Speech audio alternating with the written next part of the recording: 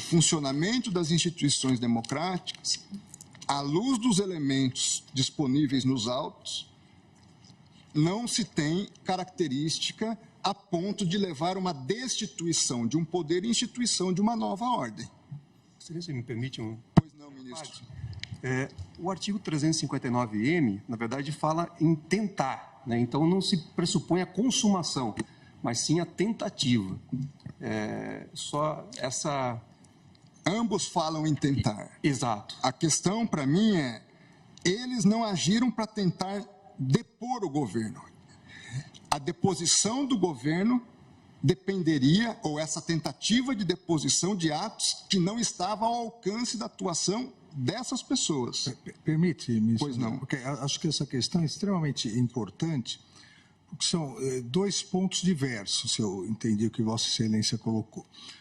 Ao dizer que eles não, ao alcance deles, não estavam instrumentos possíveis para o golpe de Estado, então aí seria o caso de absolvição. Que eu também justifico como uma tentativa inidônea. Essas pessoas... Exato. Então, aí seria absolvição. Uma outra questão que eu acho que é mais importante do ponto de vista até para a fixação de jurisprudência da Corte é a absorção ou não. O princípio da concussão. E por que isso? Me parece aqui que são dois crimes, como disse, absolutamente autônomos. Até porque o ânimos é diverso. E eu dou dois exemplos, um histórico. O golpe de 64... O golpe de 64, vamos dizer que não tivesse dado certo. Mas qual foi o golpe militar de 64? Trocar o presidente da República, João Goulart.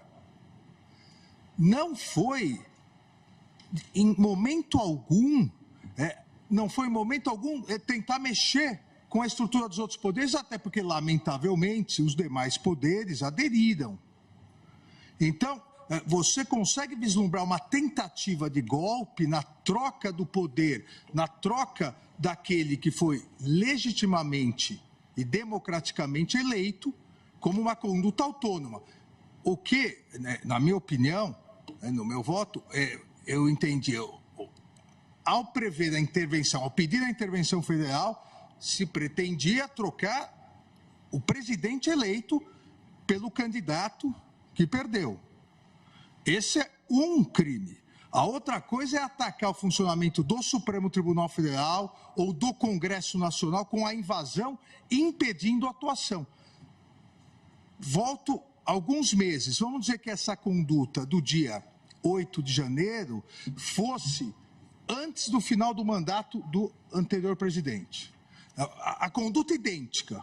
As pessoas virem, atacarem violentamente, invadirem.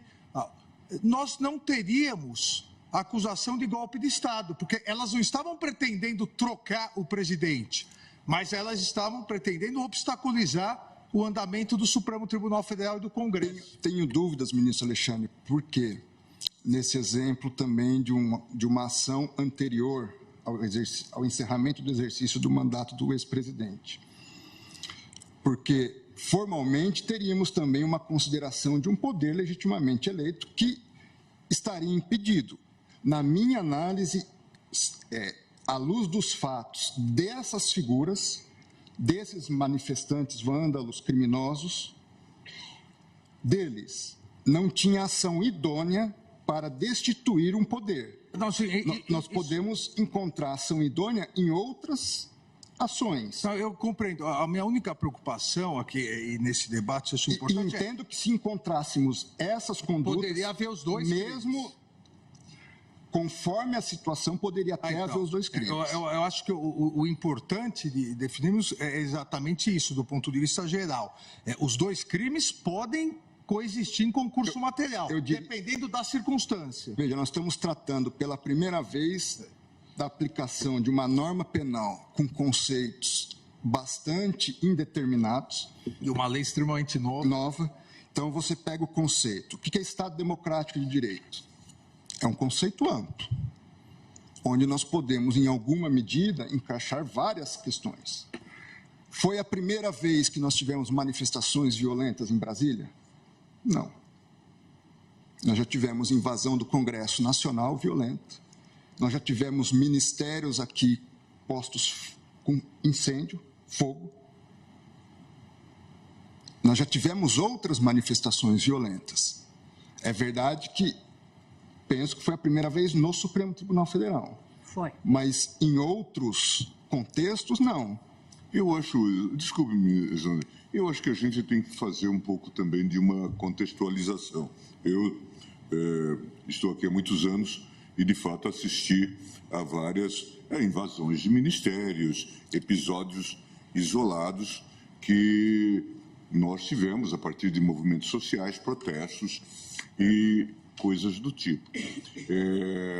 Nós jamais tivemos um grupo acumulado na frente de quartéis pedindo intervenção federal. É preciso colocar isso nos seus devidos marcos e contextos. Isso está contextualizado. Eu entendo a ponderação de vocês. Este é um dado. Nós tivemos, e a gente viveu isso na pele, 7 de setembro, em que imaginávamos que aquilo poderia descambar para a arruaça que se transformou o 8 de janeiro. Nós sabemos disso, o ministro Fux viveu essa realidade, a ministra Rosa. Em suma, então são questões que precisam ser olhadas nessa perspectiva. Afora o incentivo que havia a partir do próprio chefe do Poder Executivo para esse tipo de prática, ou mesmo para a omissão. De modo que, ainda ontem vi essa consideração sobre o passeio no parque. Jamais houve passeio no parque. Não se tratava de passeio no parque, ministro Cássio, nem de um incidente. A cadeira que o senhor está sentado, depois, a cadeira que o senhor está sentado, estava lá na rua, no dia da invasão. Só para justificar mesmo, mas essa expressão não foi minha. Não fui eu que disse isso. Então, está longe de se tratar disso. É preciso que a gente contextualize isto e que havia... É importante essa contextualização, se me permite. Só para encerrar, desculpe-me mesmo, mas só para encerrar, na verdade, estava implícito em toda essa ação que, ao fim e ao cabo, diante da anomalia, da anarquia instaurada, nós teríamos uma GLO. E aí o ministro Alexandre coloca muito bem. Imagine que esses fatos tivessem ocorrido antes do dia 1º de janeiro, com o governo, então, anterior no poder. E nós tivemos situações desse tipo. É que os fatos vão se acumulando e nós perdemos o contexto. O 12 de dezembro, dia da diplomação do presidente da República. Atos, não só de vandalismo, de terrorismo. Ônibus incinerado. A Polícia Federal invadida. Carros pegando fogo embaixo de posto de gasolina. Há muitas perguntas sem resposta, ministro Gilmar. Não, eu digo só para colocar. Agora, eu estou tentando me deter no caso concreto. Não, sim. Porque, vamos lá, eu fui ministro da Justiça. E o senhor também trabalhou no Palácio do Planalto, na subchefia de assuntos jurídicos. Em todos esses movimentos de 7 de setembro, como ministro da Justiça, eu estava de plantão com uma equipe à disposição, seja no Ministério da Justiça, seja com policiais da Força Nacional que chegariam aqui em alguns minutos para impedir o que aconteceu. Eu não consigo entender, e também carece de resposta, como que o Palácio do Planalto foi invadido da forma como foi invadido. Vossa Excelência sabe o rigor de vigilância e cuidado que deve haver lá. O fato é o seguinte, eu não vou entrar nesse mérito hoje. Acho que não nos cabe, pelo menos da minha parte, não é intenção entrar nesse mérito hoje. A minha intenção é avaliar a conduta do senhor Aécio Lúcio Costa Pereira. Ministro André, se me permite, já que Vossa Excelência entrou, nesse caso, as investigações demonstram claramente o porquê houve essa facilidade. 5 coronéis comandantes da PM estão presos, exatamente porque desde o final das eleições se comunicavam por zap, dizendo exatamente que iriam preparar uma forma de, havendo manifestação, a polícia militar não reagir. Então, claramente, a polícia militar, eu também fui ministro da Justiça e sabemos nós dois, que o ministro da Justiça não pode utilizar a Força Nacional se não houver autorização do governo do Distrito Federal, porque isso fere o princípio federal. Não em relação aos prédios federais. Não em relação à Praça dos Três Poderes. Mas em relação às edificações federais, ele pode e deve com conter. todo respeito, Vossa Excelência, querer falar que a culpa do 8 de janeiro foi do ministro da Justiça... Vossa Excelência que está dizendo isso. É um absurdo. Vossa Excelência que está dizendo isso. 5 comandantes estão presos... Muito embora eu queria e o Brasil quer ver esses vídeos do Ministério da Justiça. O ex-ministro da Justiça, que sucedeu Vossa Excelência, fugiu para os Estados Unidos, Eu sou advogado de ninguém e jogou o celular dele no lixo. Eu não sou advogado e foi de preso. ninguém. E agora Vossa Excelência, Vossa Excelência vem no plenário do Supremo Tribunal Federal, que foi destruído, para dizer que houve uma conspiração do governo contra o próprio governo. Tenha dó. Não coloque palavras na minha boca. Tenha dó. Não coloque palavras na minha boca. Não coloque palavras na minha boca. Tenha dó, Vossa Excelência.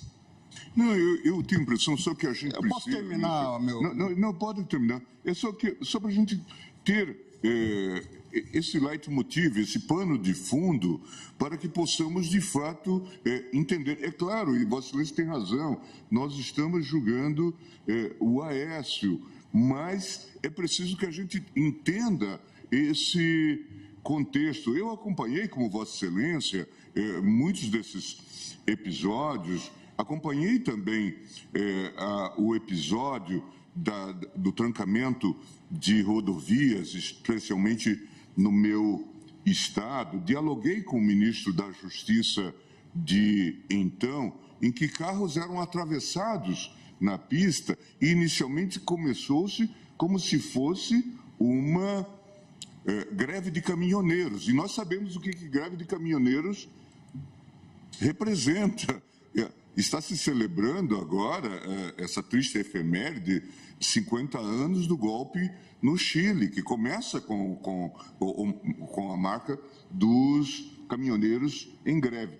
E aqui era uma greve, era um lockout, eram empresários atravessando carros na pista. Imagina o que isso significa, daqui a pouco desabastecimento, dificuldades. Eu cheguei a falar com o ministro da Justiça naquele momento, e ele dizia: nós não temos força para enfrentar, e para isso precisa-se da GLO, precisa-se de GLO. GLO era exatamente a senha para a insegurança. É isso que a gente precisa entender. Esse grupo estava conectado no comando. Veja, é claro que temos que isolar, que temos que julgar os casos que estão postos, mas havia uma questão que estava toda ela associada. Eu até, na conversa com ele, fiz um pouco de abordagem jocosa e disse: poxa, a Galocura, a torcida do Galo, conseguiu abrir pistas porque eles estavam sendo impedidos de ir ao jogo, ministra Carmen. Mas a nossa Polícia Rodoviária Federal não conseguia, precisava das Forças Armadas. Esse caso é tão esdrúxulo, ministro Gilmar. É verdade. Me traz tanta inquietação. Veja, todo o contorno do que ouvimos dizer, se formos fazer uma retrospectiva dos atos, pré-8 de janeiro, ali, 6, 7, havia anunciado: vamos todos a Brasília. Primeira coisa, Polícia Rodoviária Federal, na greve dos caminhoneiros, ministro Gilmar, que foi tentada no governo anterior, eu era ministro da Justiça, eu passei a madrugada na sede da Polícia Rodoviária Federal, acompanhando o relatório minuto a minuto de eventuais tentativas de bloqueio de estradas, em função até da experiência pretérita, negativa, que havia ocorrido no governo Temer. O que eu quero dizer, a Polícia Rodoviária Federal tinha condições de evitar a chegada. Dia 6, dia 5, dia 7, não sei. Não foi feito. Toda a construção é de que era uma tragédia anunciada. Agora, eu vou usar a expressão, falhas sistêmicas, desde esse ponto. O que houve, não tenho dúvidas, falhas, eu vou usar a expressão falhas porque não estamos julgando essas pessoas, sistêmicas na Polícia Militar do Distrito Federal. Mas também há dúvida razoável sobre como é que esse grupo entra com a facilidade como entrou, não digo no Supremo, eu não digo nem no Congresso, dentro do Palácio do Planalto. É inconcebível. Onde estava todo o efetivo da Força Nacional? Eu não tenho. Hoje o Brasil não sabe. Eu me lembro naquele contexto em que havia o inquérito, ainda há o inquérito, em relação à reunião que o ex-presidente Bolsonaro teve com os ministros, e essa reunião foi gravada, e havia toda uma discussão sobre, a partir de uma determinação do ministro Celso de Mello, para se entregar aquele vídeo, aquela fita, e toda a atuação, tanto minha como do ministro Levi, à época advogado-geral, nós temos que entregar independente do que contenha. Independente do que contenha. E foi entregue. Agora, chama a atenção o Ministério da Justiça não disponibilizar ou não ter os vídeos correspondentes. Nós precisamos tratar todos igualmente, com os rigores correspondentes e também com o reconhecimento de que certas situações geram um não enquadramento em determinada conduta. Em relação a esse réu, não vejo na atitude dele um ato idôneo de golpe de Estado. Vimos, eu e meu gabinete, mais de 1 hora de vídeo dele transitando pelo Senado Federal. Não vi. Ele se apresenta na presidência do Senado, mas não há um ato de instituição específico. Veja, eu não estou absolvendo ele, estou condenando ele em tudo, em tudo. Uma pena somada, já antecipando aqui, que vai chegar a 8 anos. Estou longe de ser leniente, mas também não serei, na minha visão, injusto em tipificar alguém por uma conduta que entendo que ele, seja por questões pontuais, seja por uma questão, e aí é uma questão teórica mesmo, de condutas, se elas se absorvem ou não de direito penal, não vejo justificativa suficiente para condená-lo. Ora, mas se eu condenar só em um crime, vamos por hipótese, a pena é menor. Não sei, porque nós temos como modular a pena dentro do mínimo e máximo que o Código Penal nos oferece. A questão não é essa. A questão é, houve por parte de Aécio uma tentativa idônea de golpe de Estado? Entendo que não. Fazer, não absorve. Entendo, porém, que, de um lado aqui, há sim um princípio de absorção nesses ilícitos. Entendi, por outro lado, que nesses crimes havia condutas diversas. Porque uma coisa é você praticar uma ação destruindo um computador aqui, um copo ali. Foram várias destruições. Por isso antecipo, entendo que não absorve. Agora, a conduta que é tentar, o que ele tentou? Ele chegou a tentar, na minha visão, instituir um novo governo? Ele tinha até isso, talvez, como ideal. Mas não vejo, seja na capacidade, olhando as cenas dele no vídeo, não houve um planejamento posterior sobre o que fazer. Entendo que, nesse contexto, veja só a situação de injustiça com que eu posso me deparar. Seria menos gravoso para ele destituir e dar o golpe do que fazer o que ele fez. Que ele incidiria só num tipo. E nós estamos, repito, uma lei nova, um contexto extremamente complexo, e, ministro Alexandre, eu não prejulgo ninguém, mas também não isento, seja de um lado, seja de outro. Nem eu, ministro André. É isso. Tanto que todos Eu estão digo sendo isso investigados. porque- Absolutamente todos Eu estão digo sendo isso porque investigados. Vossa Excelência fez uma referência a mim que reputo extremamente injusta. Então, se Vossa Excelência se sentir ofendido, eu retiro a referência. Eu agradeço. Agradeço. E peço minhas desculpas. E se alguma coisa também eu fiz de modo indevido, tenha minhas desculpas. O que eu quero dizer é que